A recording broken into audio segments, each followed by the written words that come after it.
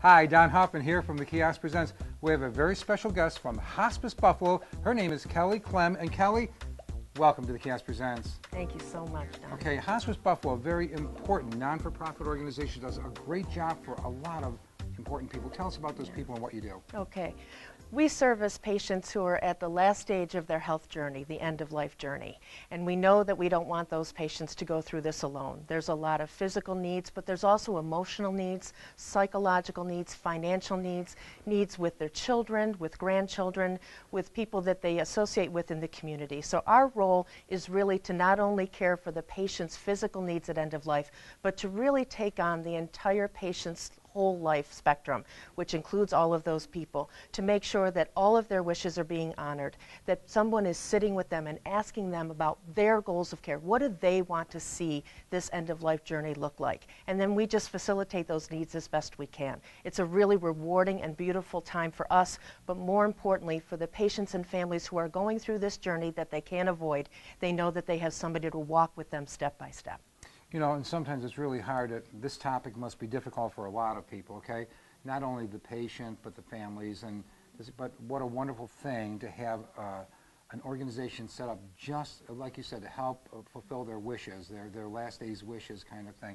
And how do people go about getting this care? How might somebody contact hospice, and where is this care provided? Right.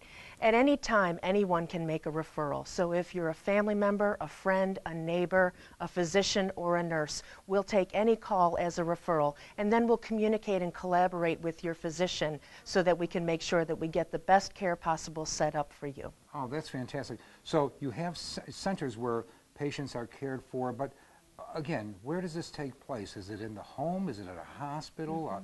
A treatment center? Right.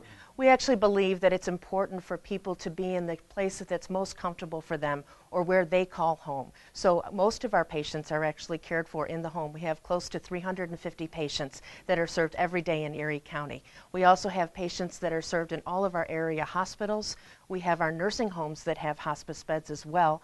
And we also have our inpatient unit, which is out at Como Park, and we have a satellite unit in downtown Buffalo, so that if people have specialized needs that need acute care during this time, we're able to take care of them and give the family the respite and the break that they need as well. You know, it's amazing because I never think about that. Sure, some of the patients can stay at home. Some of them need medical attention to make them more comfortable and prolong certain aspects of their journey. Exactly. I like the way you put that. Thanks. Very nice. Okay, but that's wonderful. I hope everybody understands the significance and the importance. It's not just about the patient, it's about the patient's family. And that gives the patient, the person who's facing the last days of their life, comfort knowing that their family, their comfort is being addressed too, which is really a wonderful thing. Yes. I never stopped to think about that until you mentioned that.